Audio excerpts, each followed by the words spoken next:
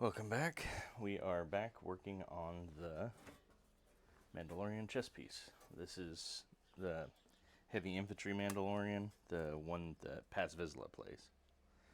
So, this is going to fit pretty high up here on the chest, with these pieces coming down and around and looping to the back, where there's a similar piece used on the back plate to tie it all together. So it's kind of its own half chest piece and back piece, and then underneath it has a couple slats for the belly, and then like a little like ab guard looking thing. So I'm going to modify it a little bit to be a little more armored, because the one in the show, the armor just stops here. It just comes back with a couple flanges and ends. And having worn armor and fought with it, you don't want armor to end right here. You want it to go around. So I'm going to be modifying their design a little bit just to make it a little bit more protective, and since I'm making it, it's going to be a little heavier duty. The metal that I'm using is not the thickest, not as thick as the helmet will be, but we're going to put other pieces onto it and brace it so we can attach it eventually to our, for lack of a better term, gambeson. It's the padded armor underneath the plate armor. So, this is my cardboard mock-up. That's going to come. The top part of that I am going to bend back a little bit, just so it has a little more shape to it. And this right here on the sternum is where that, right here in the center of the chest will be where the diamond is.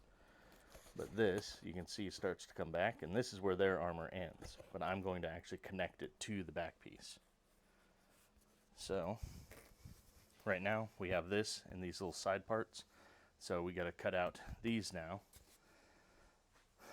But, because I might do some modification on these ones today, I think I'm going to cut out the back plate and the pieces that come down here off of that back plate. So we'll have the front and the back kind of halfway meeting. So then we can do the shoulder straps, and then when I go to try it on to shape it, to figure out what shape to add here to make it look good, I'll be able to just throw it on.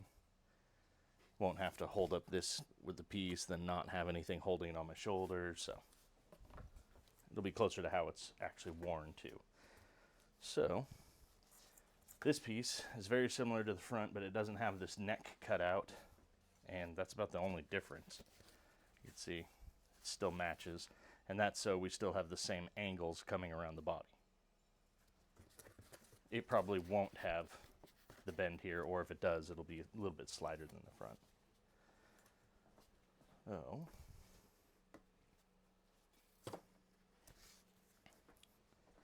For now, we'll disassemble this.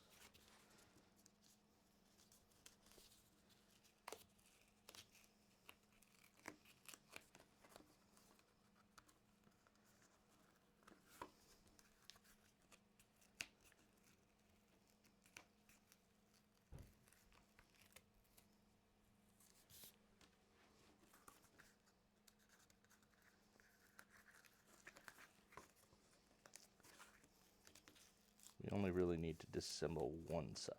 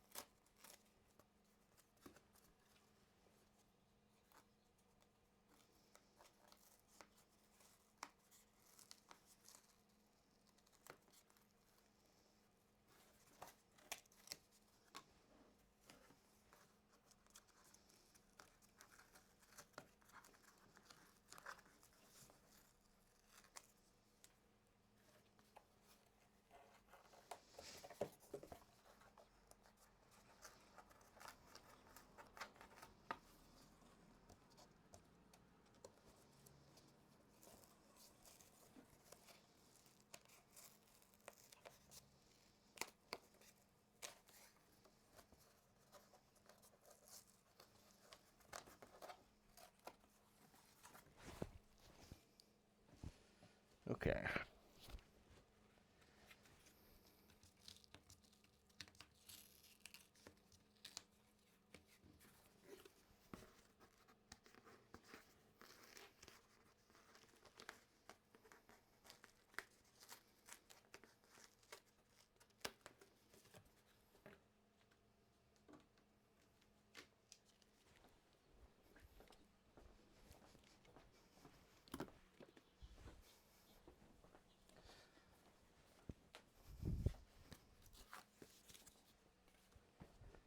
So this is what we're going to cut out of our big sheet of steel. So let me go grab that and haul that over here.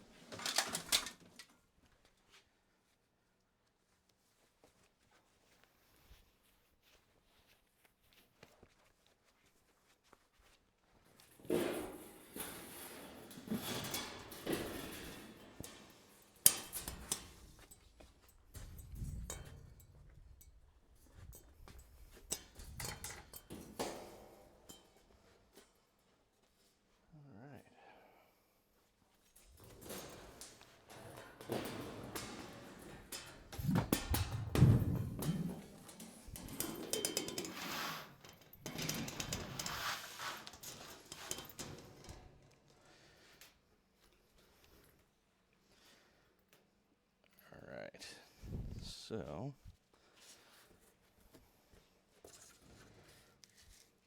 well, that will fit right in there. Beautiful.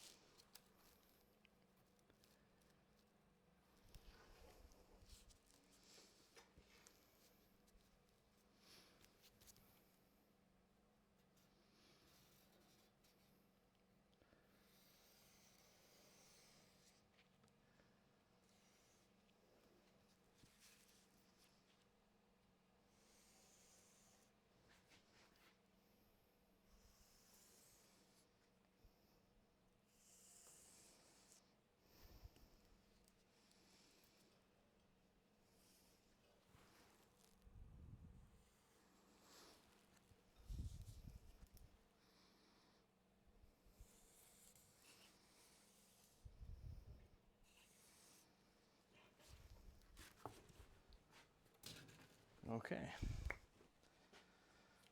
Now we'll come in with a grinder and a cutting wheel and make our cuts all along this piece. I'll cut it a little bit wide. Eventually what we want to do is we'll grind away and clean up all of the ready mark or Sharpie. And that will give us our inside shape. So, all right. Because this is so big and hanging out over, because you have to obviously cut in the negative space, it's going to want to flex and vibrate and go all over the place. So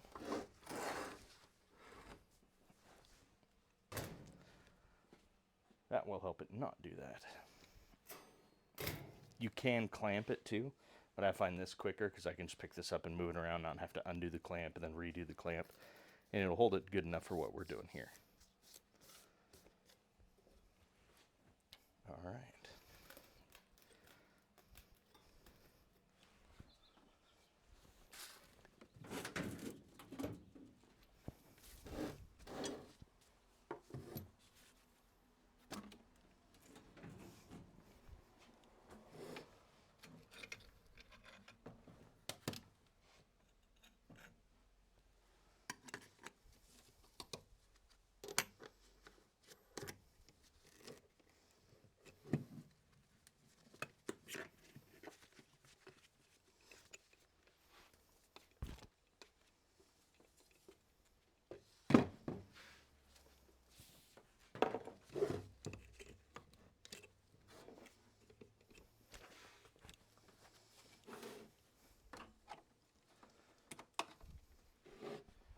All right, because I'm using the grinder, I'm going to mute because it sounds horrible through the microphone.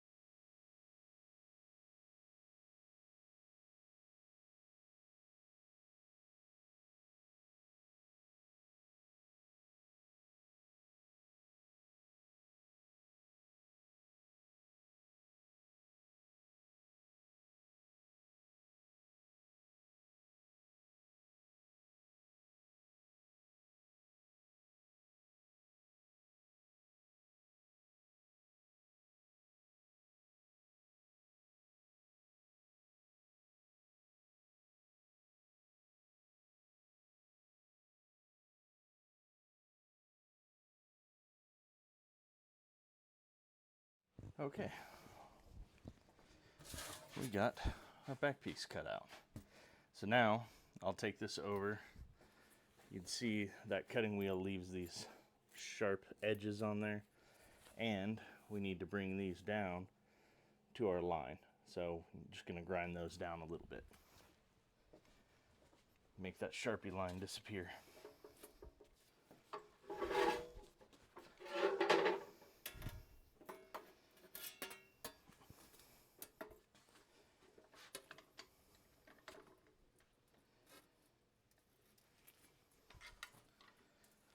It is going to be grinding work, so I will be muting for this.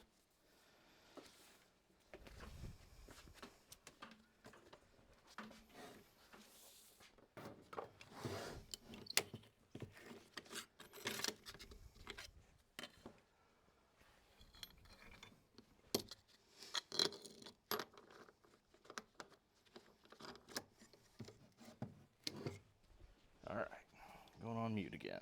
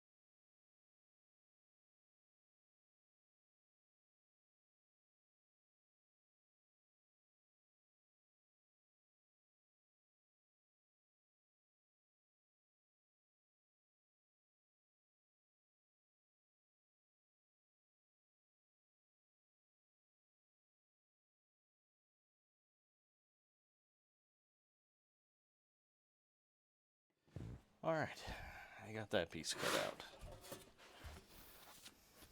So, this is what's going to sit kind of high up on my back with the same pieces wrapping around to the chest piece. And then just like on the front where there's a layered piece that goes underneath, we're going to have a layered piece that goes underneath the back there.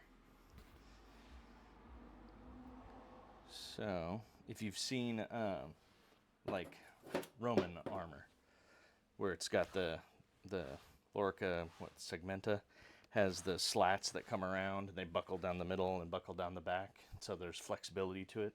It's going to be similar in concept to that, but only one or two lanes, or what they call them.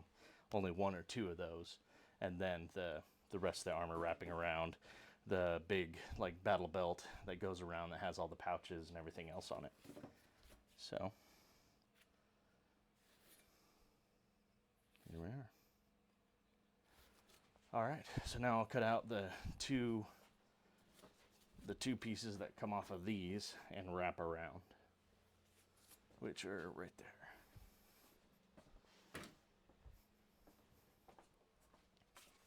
These pieces. So we're going to draw those out on our sheet of steel here. We'll cut them both out at the same time.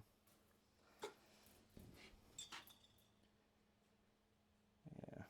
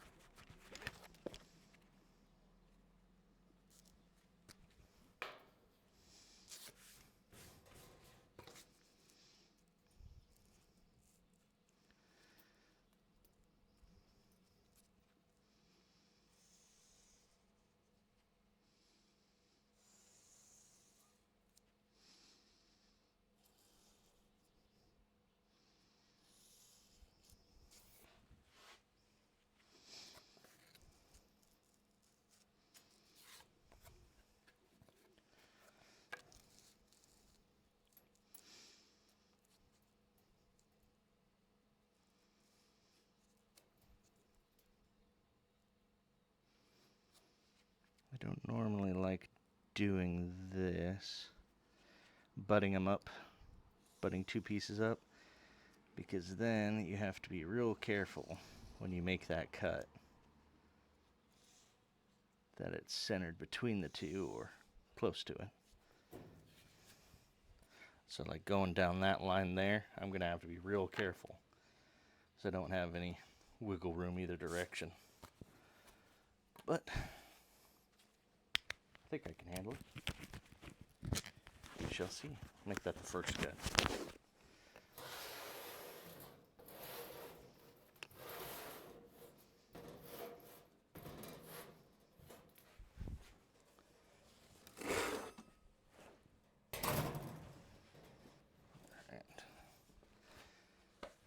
I am going to have to mute again, just for the cutting.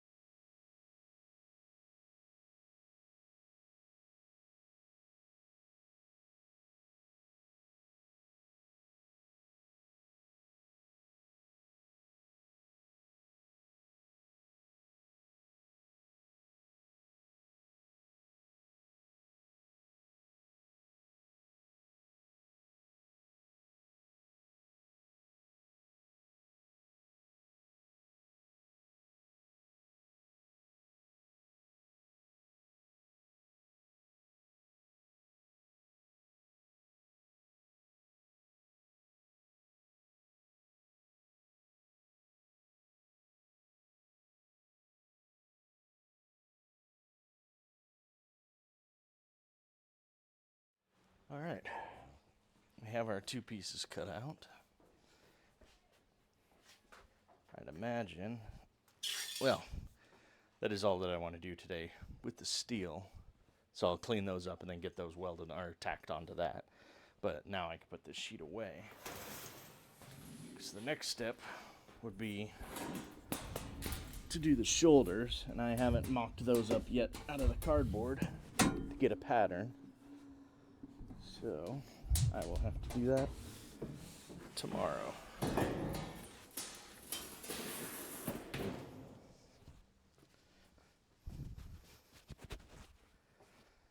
All right.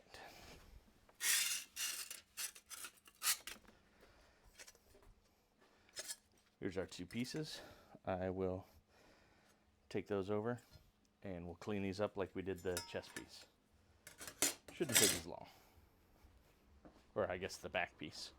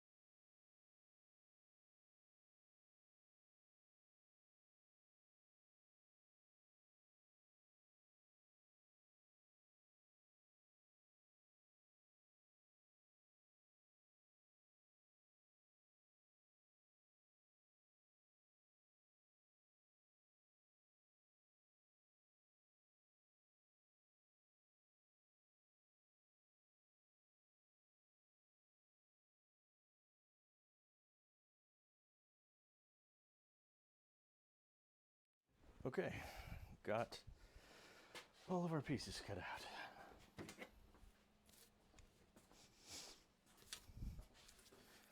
So this is our back piece here, and that is going to attach to it there. So I'm just going to tack these on, much like I did with the chest piece. Just like that. Actually, I'm getting ahead of myself. I got to clean this table off first with a grinder just to get it nice and smooth. So when I do set those on there using my magnets and that, we make sure that it's nice, has a good angle on it. So I'm going to mute just for a second.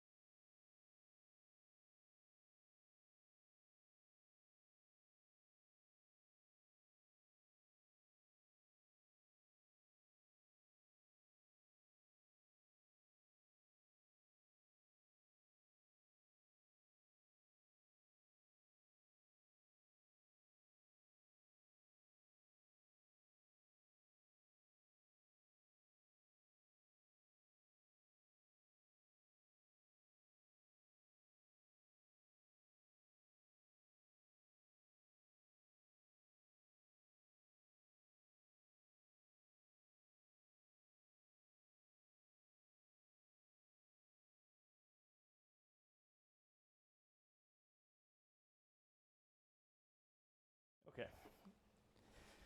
All clean, nice and smooth.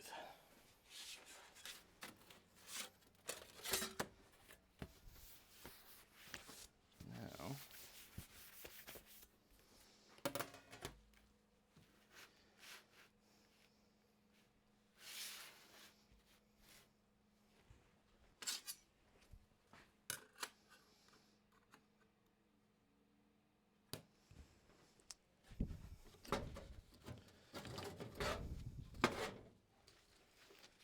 use these amazing welding magnets that I got.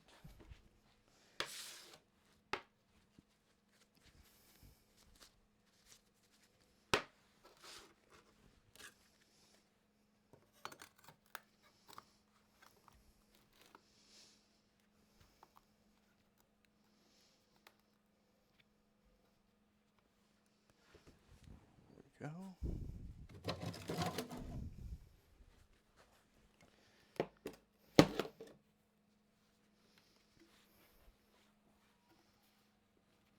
There we go. Okay, so the table should keep us nice and level. I can now come in here and give that a tack. I think I'm going to go with 2. I didn't like how brittle those tacks were. They're real close to bending, and I don't need to bend it either direction, really. I just need to bend it in or out. So I'm just going to do 2 little tacks there. On the absolute lowest setting of the welder.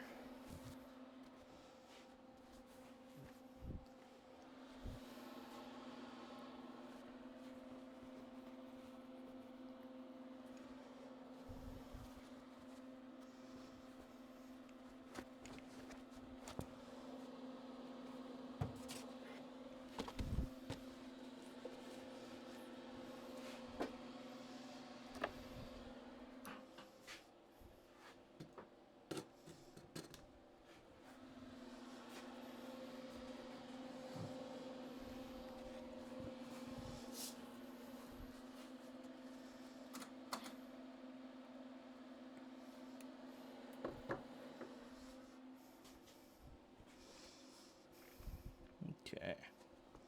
Just a couple quick little tacks.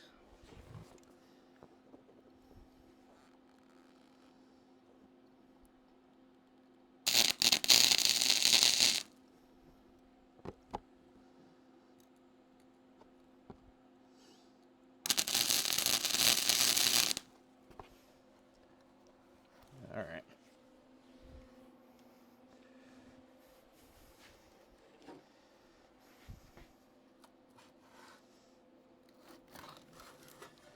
There we go. First side's on there. So it'll be on the back, wrapping around.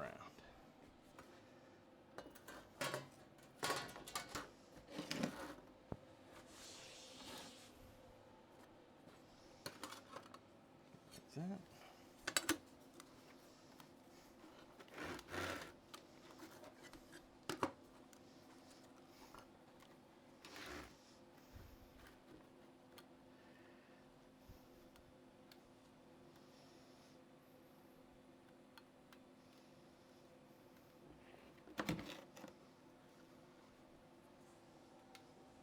Okay. Give that the same couple tacks.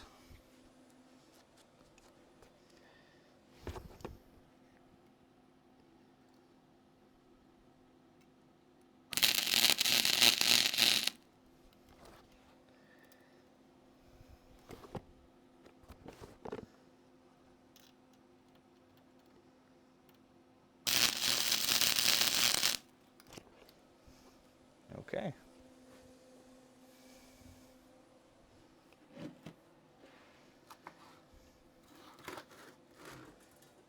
So there we go. We got our little flanges there on the back. Now, eventually, I will come in and I'll weld here on the outside and I'll weld on the inside with that new welder that we got because it does very small, nice welds. So we'll use that on there, then grind it smooth so it's nice one solid piece coming around that corner. And then when this is attached, I'm contemplating now with these ones having this be one plate and then having these plates that are actually down here, which connect to the front piece, have those be a little more flexible. Let me grab the leather or the cardboard ones.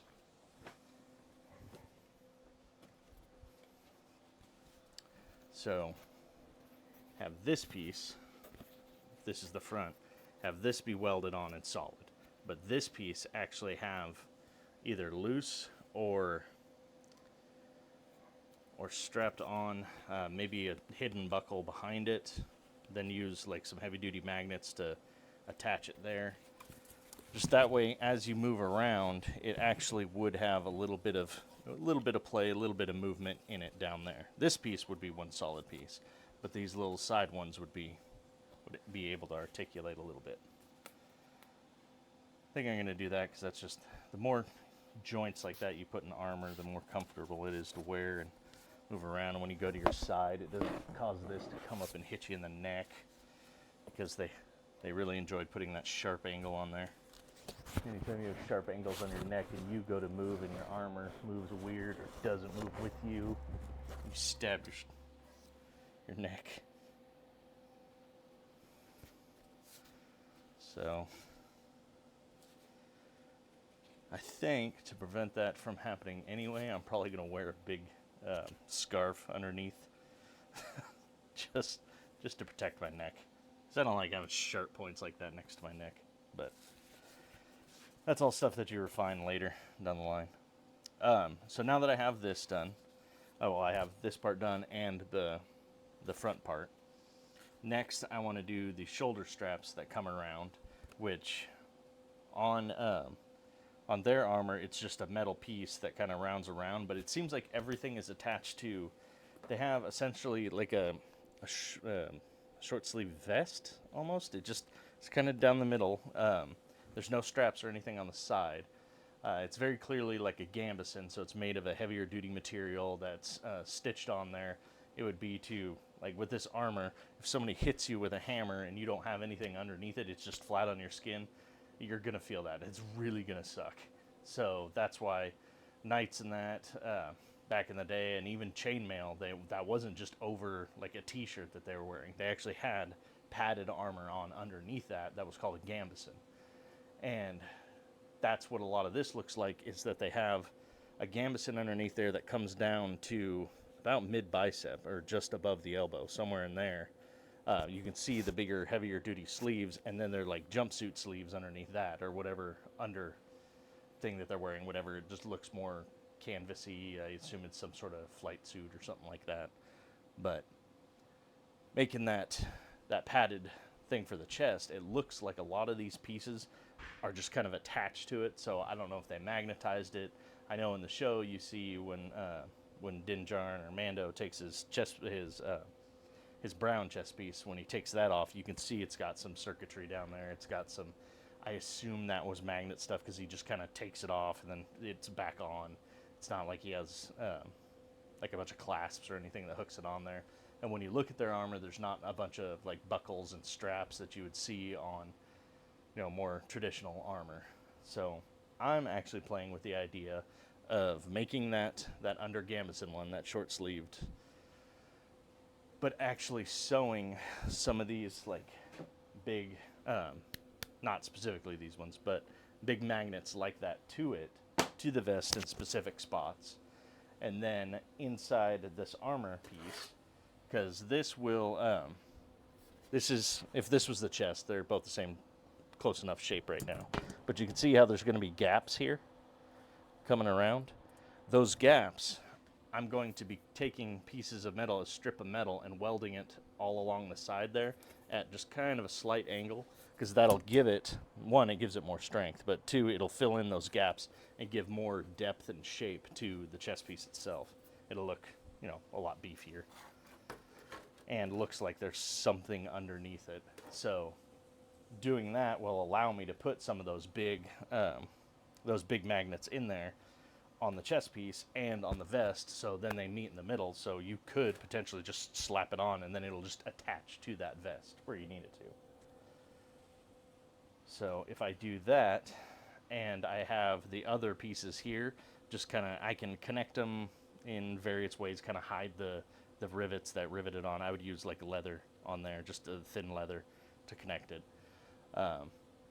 Either put some real low profile rivets on there, maybe some Chicago screws, so if they do see them, they look a little more high tech than just a pop rivet slammed in there. But I think a majority of it, I want to try messing around with magnets. I've never actually done that, so. But it should retain the look, which is kind of what I want. So, all right. How much time do we have? I think I banged that out quicker than I expected. I did. All right. Well,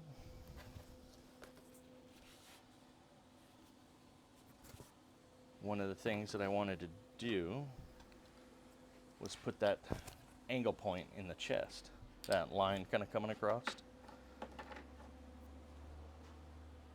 Maybe I'll do that.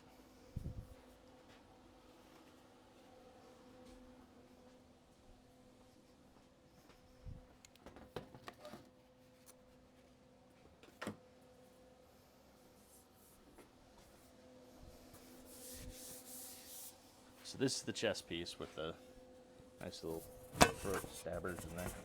But you can see if it sits back on the chest, it looks kind of weird. And if it's all the way forward, it looks kind of weird. So if we go kind of happy medium and we just put a slight bend in that to bring it back, it'll just keep it a little more uniform to my chest shape. So, see these single tacks are not very strong. There. I'll retack that later. But I'm thinking about there. Because if this sitting up here, right by my throat, yeah, then right on my sternum should be where that little diamond is. So, thinking right about there. The Beskar heart. That's right.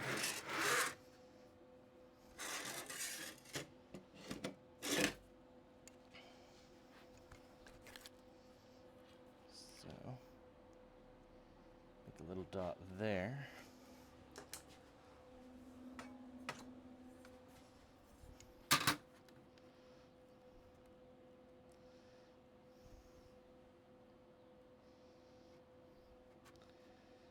Come down 4.5 inches.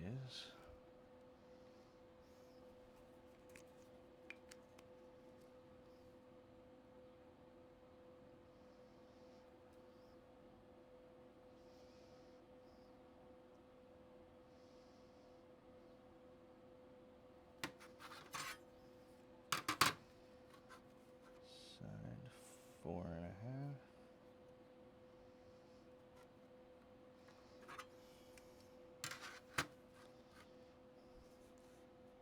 Trying to make this square coming down like that is kind of a pain.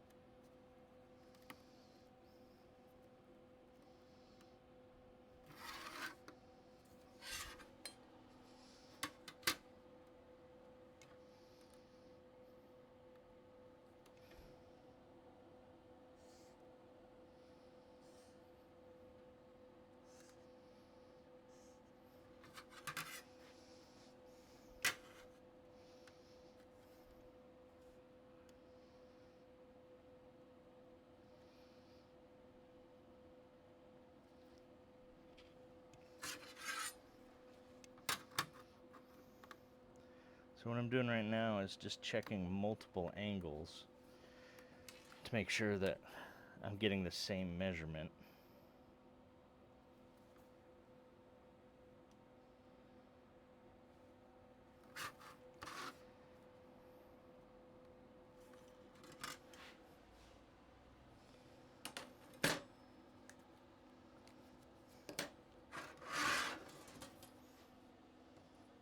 All right. Now to bend this is giving me a line.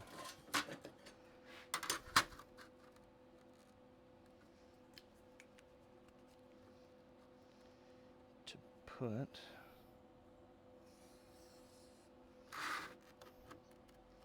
oh, thank you for the follow. That actually really helps me out. Alright, so now I'll take it over to my shaping rack there. And along this line, I'll put that slight angle point in there.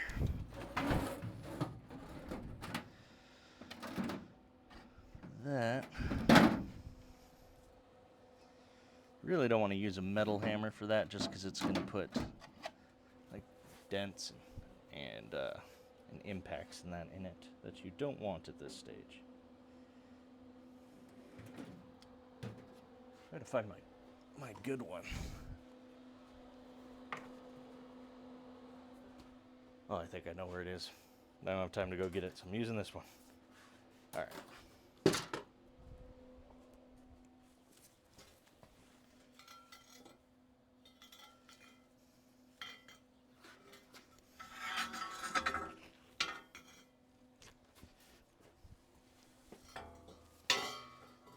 All right. This netting. It's caught on everything.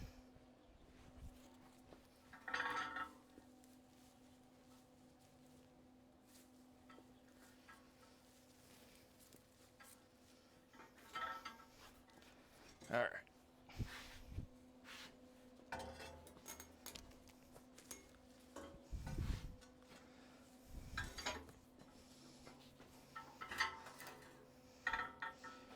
So this is another one of the tools that I made for armoring.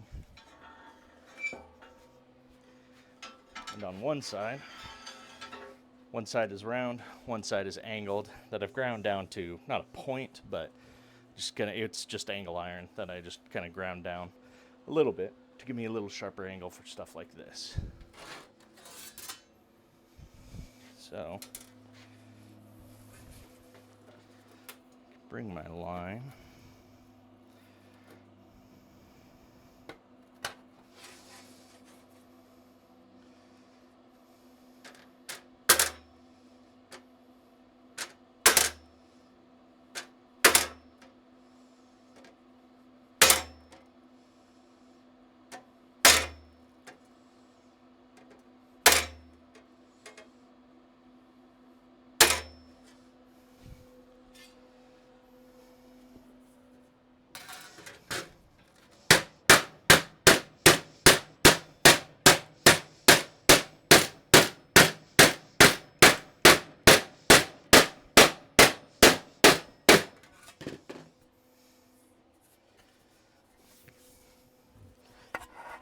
So now, you can see there that little bit of an angle we put in it.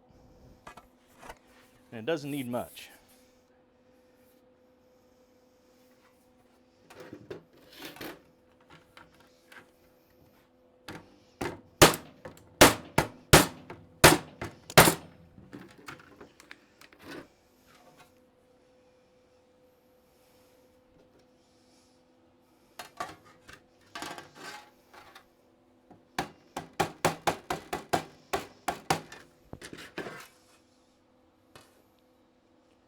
There we go. We had a little twist in it, but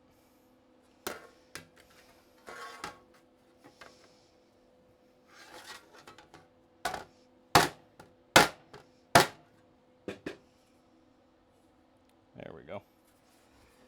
All right, so yeah, we gave it a little bit of a bend. So that'll make it fit a little bit nicer contour to the body. So now, the Beskar heart.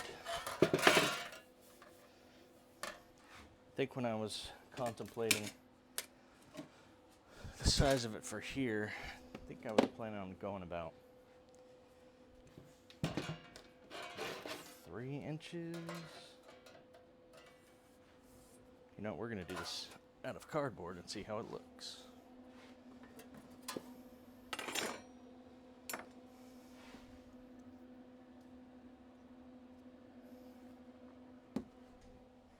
Before I start drawing on all my metal and everything else.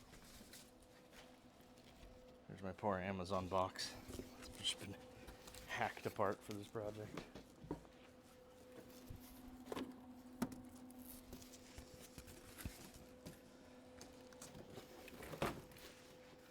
There we go.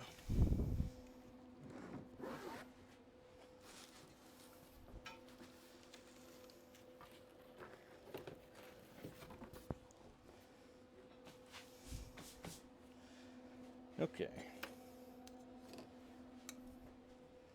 Let's make a Beskar heart. So if I'm going 3 inches,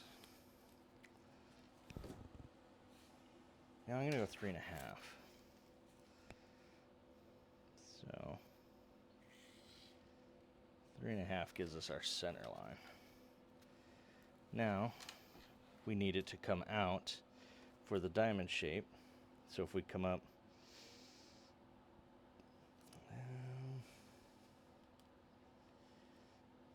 thinking 3/4 of an inch. Let's see how that looks.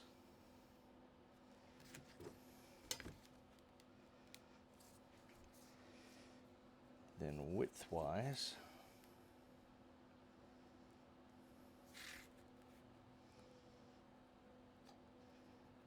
we'll go an inch.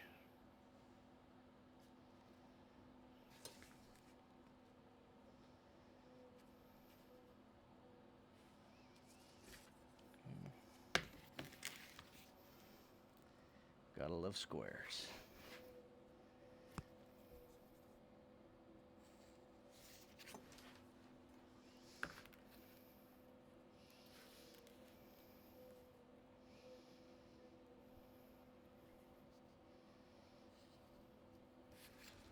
Okay.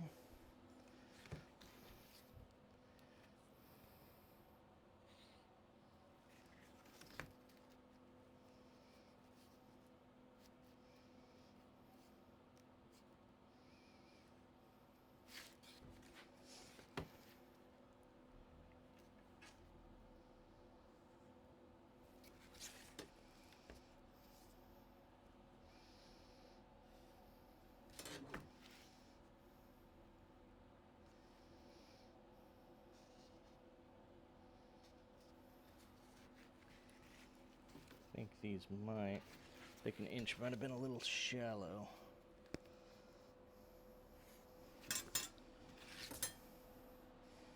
Yeah, that's a little squatty. So, let's try extending it 1/4 inch.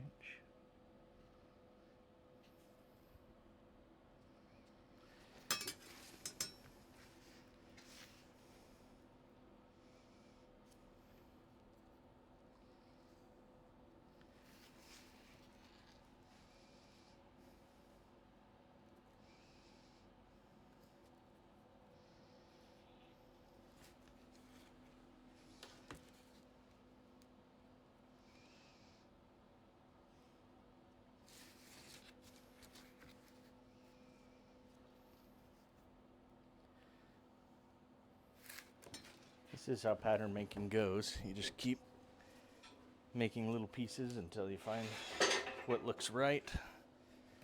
Then you take it to your project, see how it looks compared to the rest of it, and refine it from there. Those pieces that I had that I've been cutting out of steel in that, the ones that I got the side pieces, those took me, I don't know how long, but they weren't super quick because of doing all this stuff.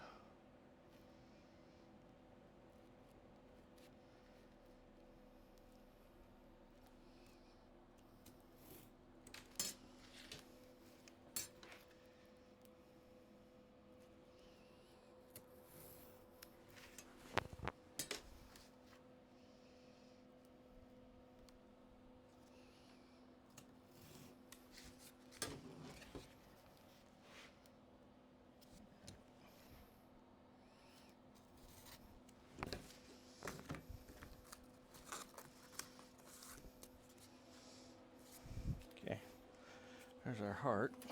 I think it might be a little small.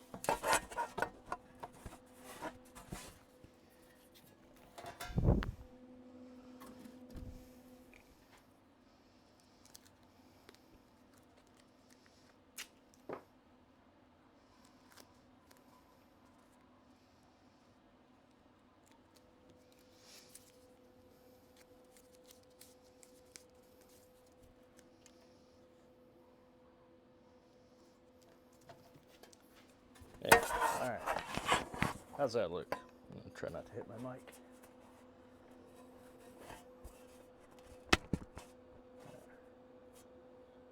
That's centered.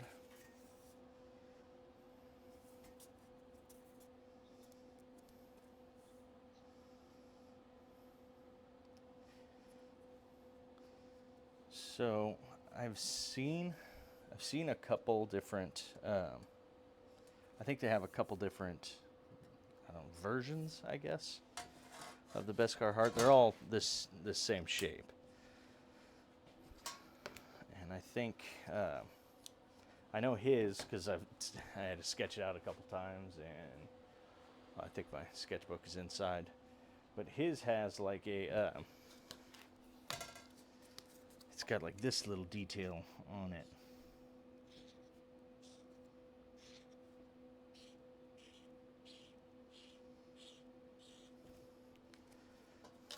It kind of looks like that.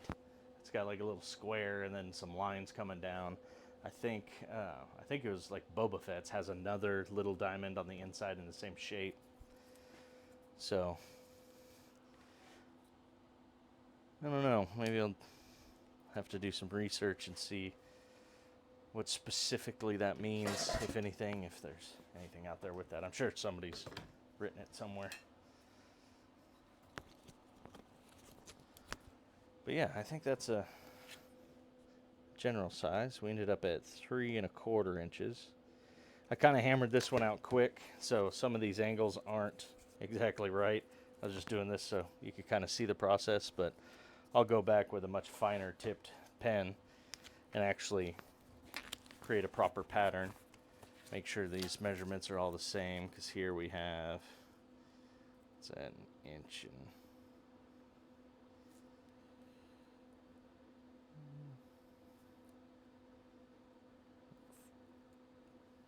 a little over 1.25 inches. This one here, a little under 1.25 inches. A little over, a little over. So yeah, so these measurements aren't perfect on there, but you get the general idea. Once you get your pattern drawn out, then to make this the same, I would just trim a little bit off that edge and then make sure I have my center lines correct. Then I may need to actually adjust the angle slightly, but yeah, that's how you get a good pattern. And then you mock it up and put it on there. I think what I'm going to do for here is I'm going to sketch it out. I'm going to actually cut that out of here. Probably when I cut it out, in order to cut it out of the middle of it, I'm going to end up destroying this centerpiece. So I'll have to cut another one of these diamonds to go inside there, but I'll bring it in just a little bit on either side and put a back plate behind it. So it'll look like there's multiple layers and it's just kind of set down inside of a recess inside the chess piece. So I think that'll give it kind of a cool layered look. And then the only other detail that I think I'm going to put in there, on his chess piece, he has like a little power pack or something up here. It's I'm not sure what it is, but there's a big square thing up here. He's got there's 2 lines that run across here, or down in this area. I think those are pretty standard for Mandalorian type armor, just because you see them on everybody's armor in the same spot. So I don't know if it's a vent, if it's a something up here, just the 2 lines. And then I think he has some like little decorative triangles or something down here, like little studs, which I'm probably not going to do, because again, I'm not making his armor. I'm making my armor based off of his, which seems like a good design. Much more coverage than Boba Fett. Boba Fett was scarily under-armored. He's barely wearing armor at all.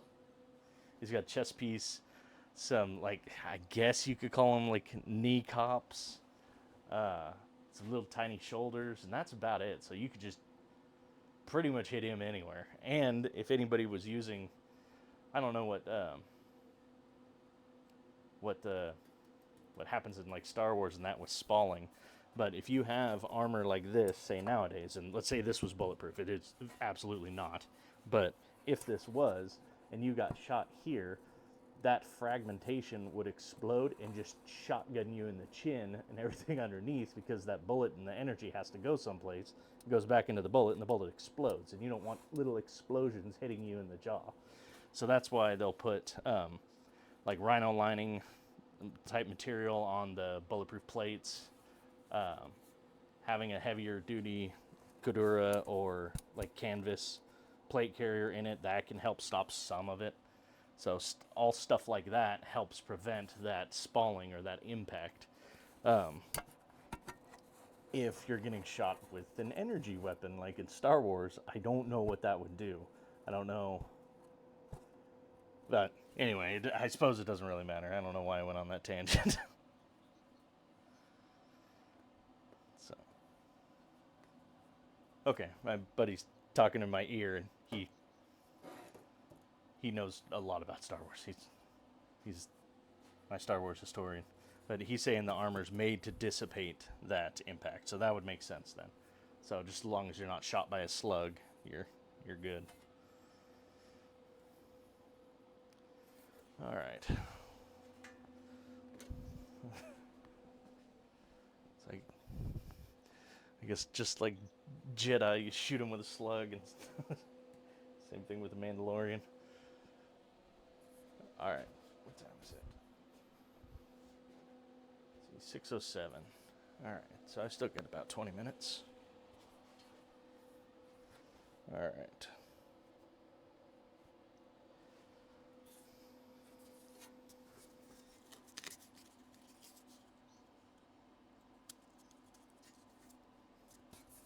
Ooh.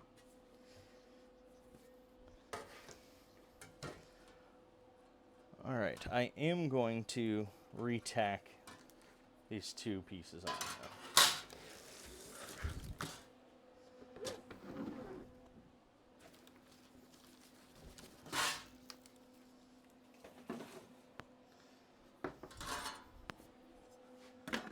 So we'll tack these two back on.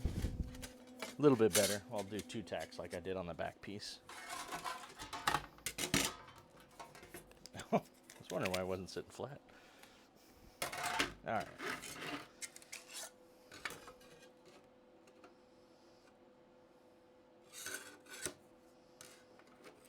There we go.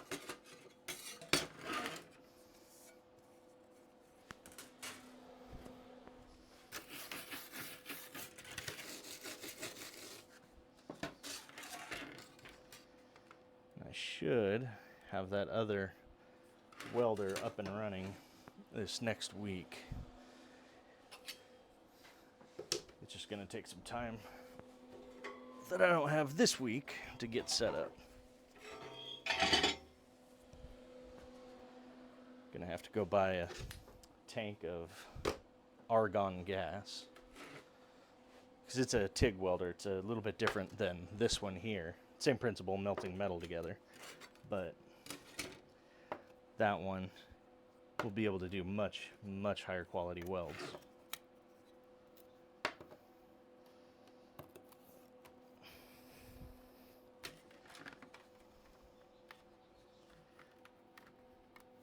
So, like this welder here is a wire feed welder.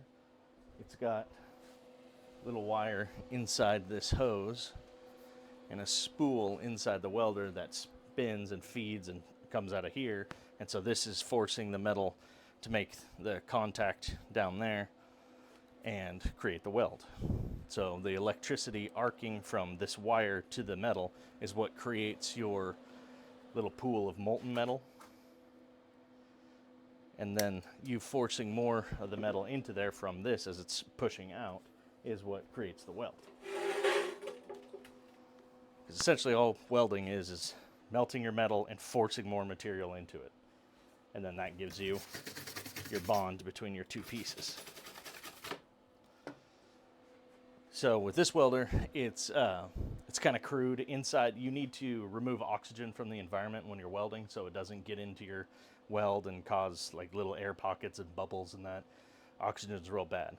So you have different ways of removing that oxygen with gases. With you'll see like old school welding rods. If you've ever seen one in like a movie, they'll have that electrode that's holding just a stick, and that stick has a bunch of powder like glued to the outside of it. That powder is flux. When you weld, that powder vaporizes, it burns off, but when it burns off, it creates an oxygen-free environment around it because it burns off as a gas.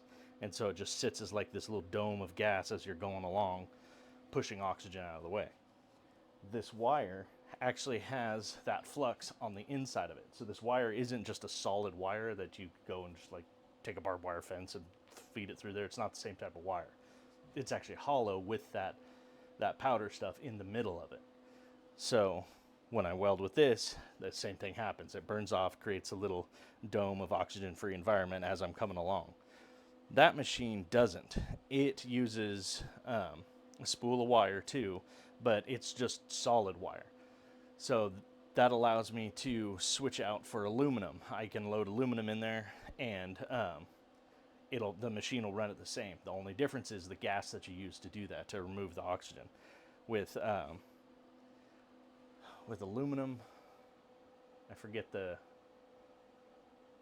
gas that I need, but I know for steel I need argon, which steel is what I'm going to be working on. I just quick Google search that and figure out which one it is. But so with that, there'll be a tank of argon, the little machine that actually straps to you and sits on your hip, and the electrode.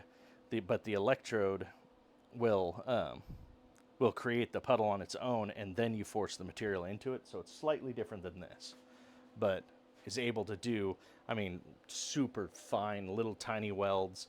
You can take it to, and if I took like these pieces, let's say this was another piece of steel, and put them together, but then just overlapped it by a hair on one side, I could come in with that welder and just that electrode and just tap it along that edge, and it would melt the two into each other.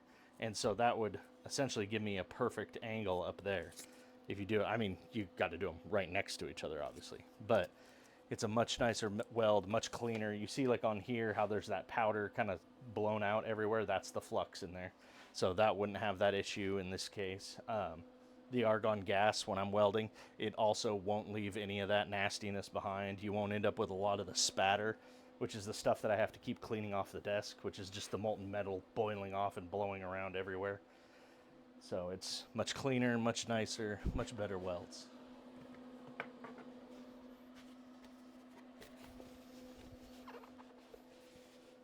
So,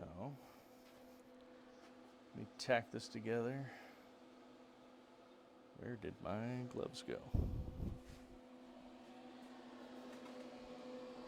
Oh. That's a good place for them.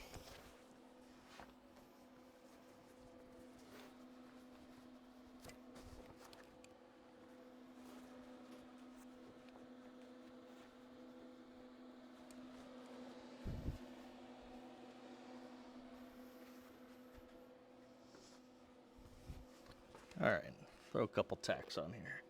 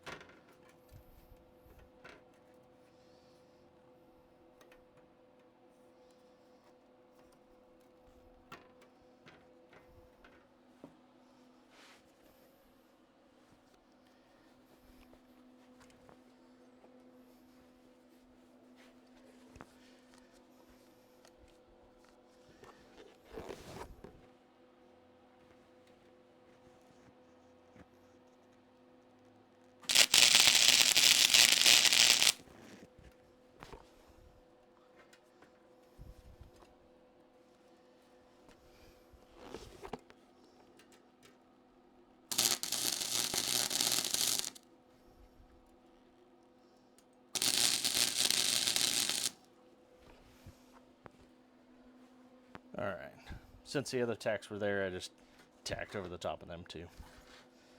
All right, so there. Now this chest piece would fit, do this without burning myself, fit about like that. With the back piece coming the same distance over, then we just need to bridge the gap between this angle and the matching angle on the other side.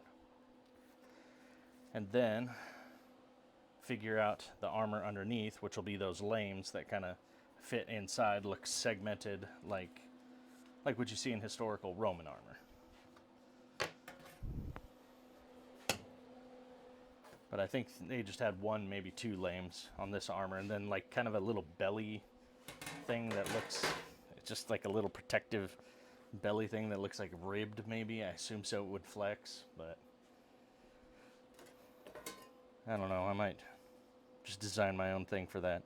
Keep it similar look, but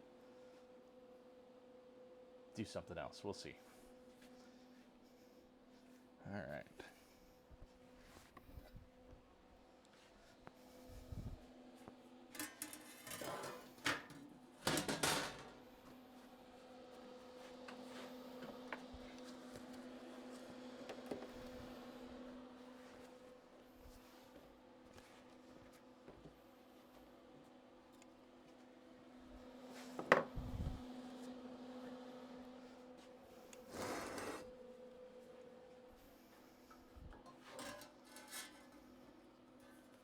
I wonder.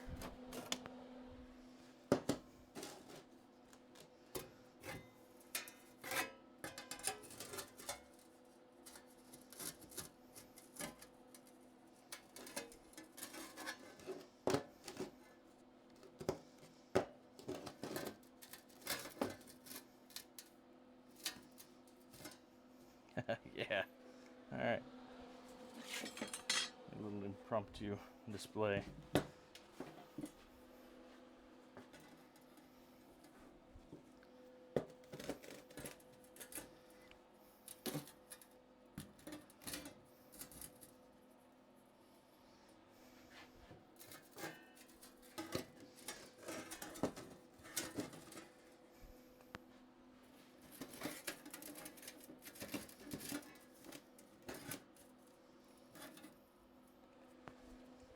Oh, here we go.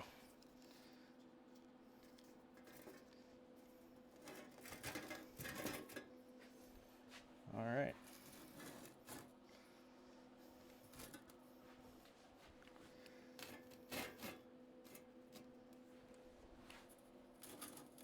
There we go. Perfect. A little display there.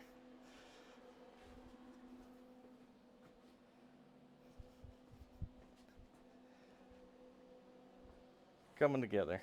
That actually will be a useful little setup when I start measuring out for the shoulders and that to come over.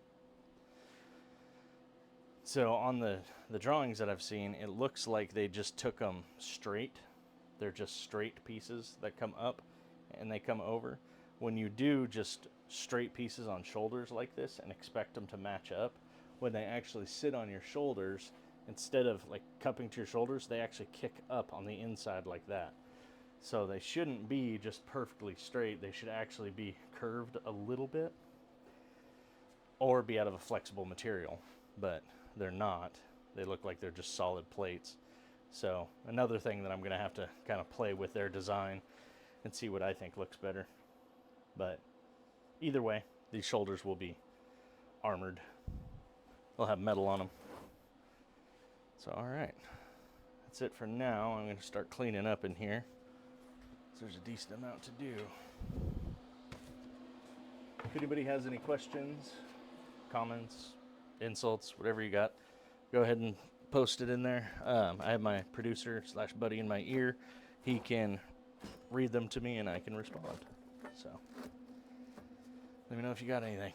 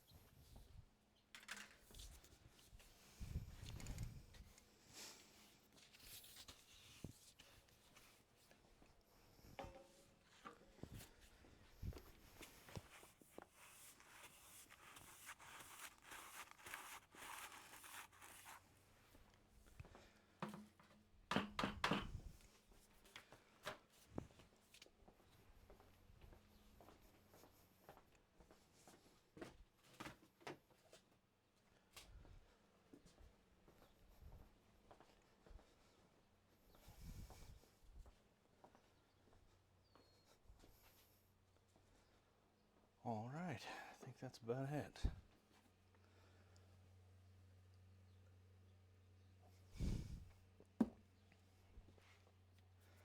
Well, thank you guys for stopping by, for watching. Thank you for the follow.